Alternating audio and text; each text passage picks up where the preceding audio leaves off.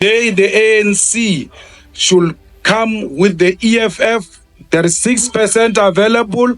We give it to you without no condition to amend the constitution and take the land.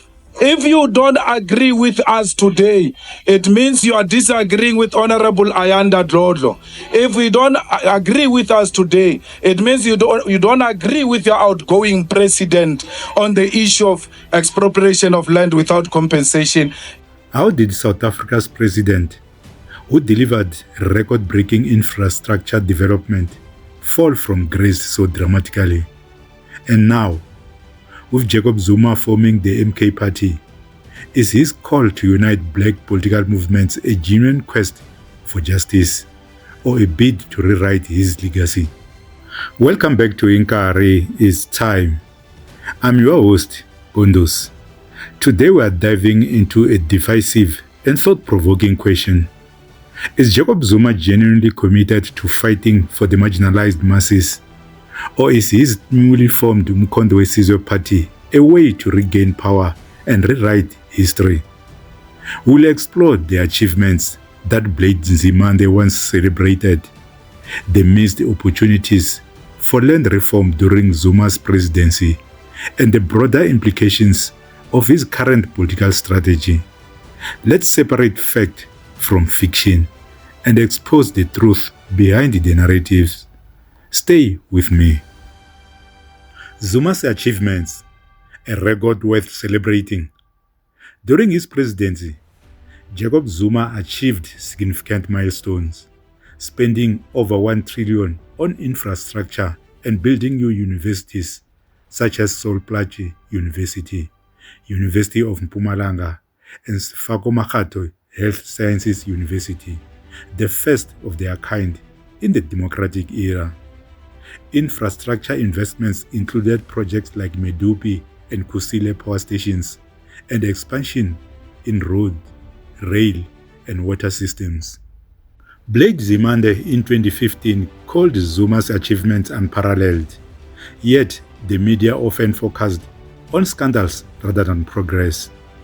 Question: is the narrative around Zuma overly shaped by negativity, overshadowing his contribution? Why is the media so negative around Zuma? But to then put a challenge, as I call the president, to say that we need to hear your voice more. You know, we live in a strange society. President Zuma's achievements are enormous in terms of what has been done during his presidency. No government ever has spent R1 trillion within one term on infrastructure.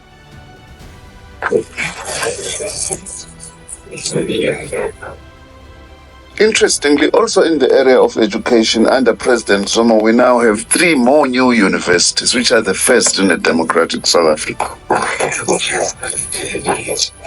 That's just amongst the things, let alone the increase in life expectancy because of his decisiveness in tackling the HIV/AIDS pandemic. Yet, at the same time, he is subjected to such attacks by the media. Maybe precisely for these reasons. They missed the opportunity for land reform.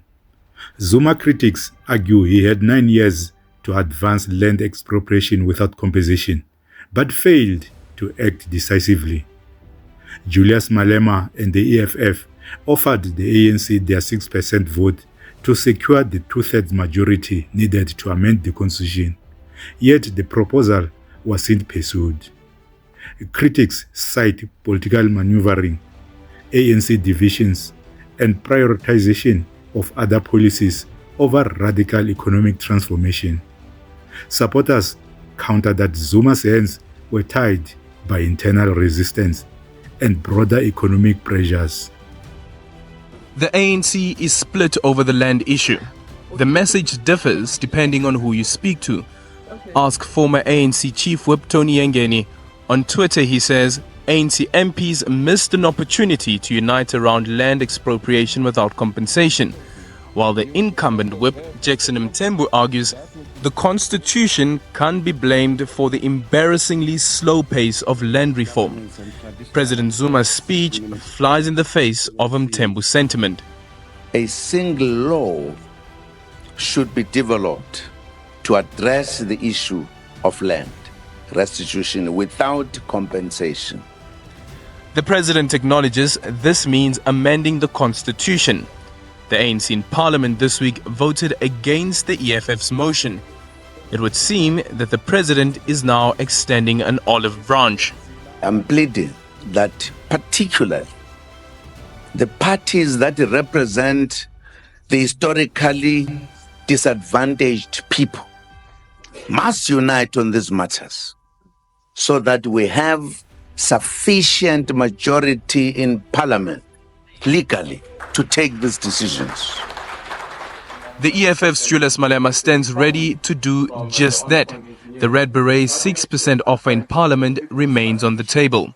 The 6% is available for anyone who wants to fight the struggle that wants to restore the dignity of African people.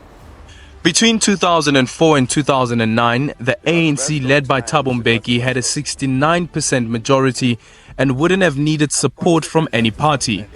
Could that have been a missed opportunity for the party which Malema was part of? Thabo Mbeki has always represented something different. It's a man of privatization. It's a man that believed that most of the strategic assets should be in the hands of private companies and individuals, and that's why we disagreed with Thabo's pursuing of neoliberal policies. So, and those were some of the fundamental reasons why some of us did not agree with Thabo coming back. The formation of the MK party, genuine unity or political comeback. He claims to seek unity among black political parties to fight white monopoly capital and advocate for marginalized South Africans. His platform focuses on constitutional amendments for radical land reform. But is this a newfound vision or a rekindling of unfinished business?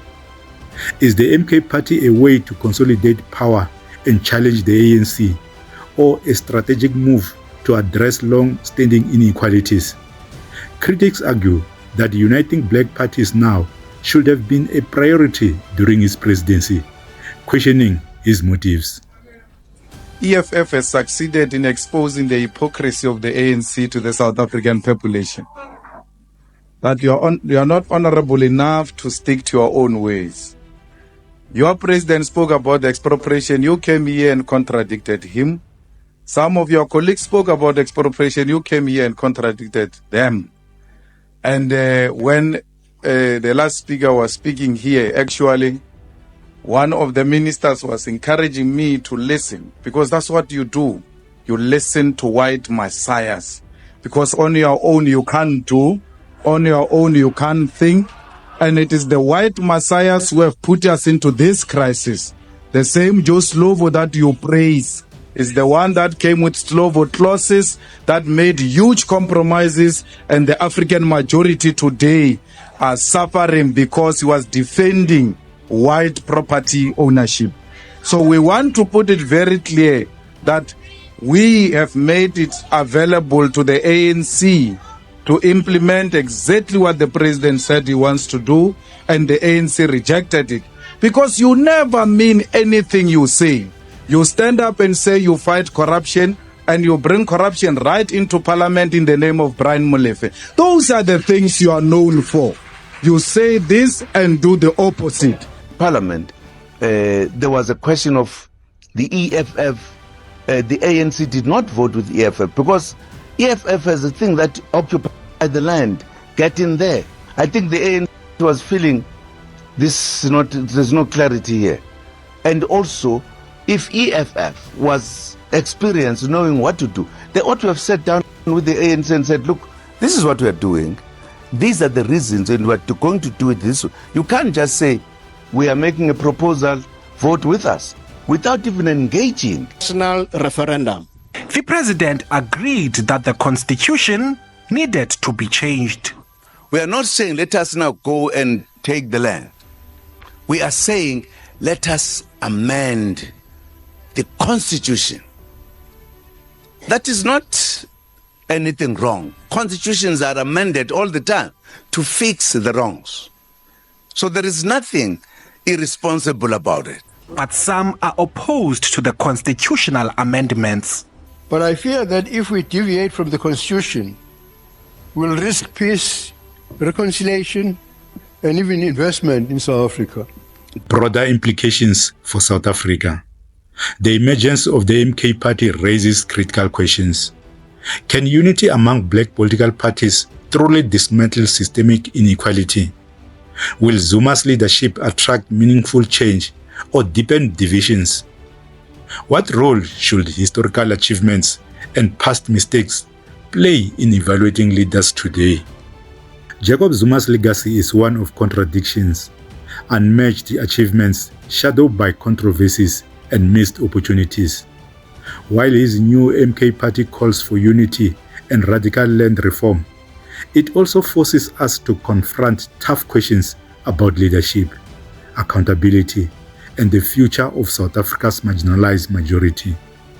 It's time to think critically about whether his call for unity is a genuine movement for justice or a calculated political comeback. The question remains, will the MK party deliver the change South Africa needs, or is it just another chapter in a complex legacy? The truth is ours to uncover. What do you think about Zuma's legacy and his call for black unity? Is it the solution to South Africa's inequality, or should we look elsewhere for leadership? Share your thoughts in the comments below. Don't forget to like, subscribe, and join the conversation here on Inkarhi Its Time. Together, we can unpack the truth that matters most. Remember, it's time. It's time for action, and it's time for accountability. Thanks for watching, and take care.